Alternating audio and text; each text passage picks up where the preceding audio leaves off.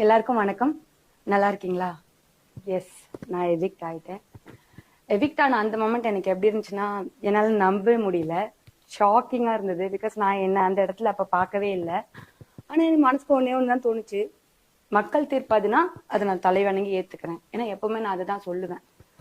உங்க எல்லாருக்கும் தெரியாது இல்ல, ஒரு 24 hours குவாரண்டைன் பண்ணுவாங்க. அந்த 24 hours தான் வந்துட்டு என் லைஃபோட மிக கொடுமையான தருணம். ஒரே ஒரு கேள்விதான் திரும்ப திரும்ப திரும்ப திரும்ப, மக்களுக்கு ஏன் என்ன பிடிக்கல அப்படிங்கிறது தான். எனக்கு மனுஷங்களை ரொம்ப பிடிக்கும், உங்க எல்லாரையும் ரொம்ப பிடிக்கும். சோ உங்களுக்கு என்ன பிடிக்கல, நீங்க என்ன தேர்ந்தெடுக்கல அப்படின்றது என்னால ஒத்துக்கவே முடியல. அந்த 24 hours நான் காலி, ஐம் டன் மாதிரி இருந்தது. அதுக்கப்புறம் வீட்டுல இருந்து எல்லாரும் வந்து விஜி திரு எல்லா விஷயம் சொல்லி அதுக்கப்புறம் தான் போன உயிர் திரும்பி வந்துச்சுன்னு சொல்லலாம். உங்களுக்கெல்லாம் தேங்க்ஸ் சொல்ல வார்த்தையே இல்லை. உங்க எல்லாரோட மெசேஜஸும் படிச்சேன், வீடியோஸ் பார்த்தேன்.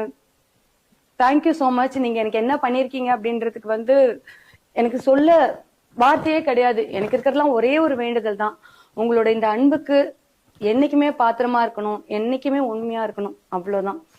Love you so much, love you a lot.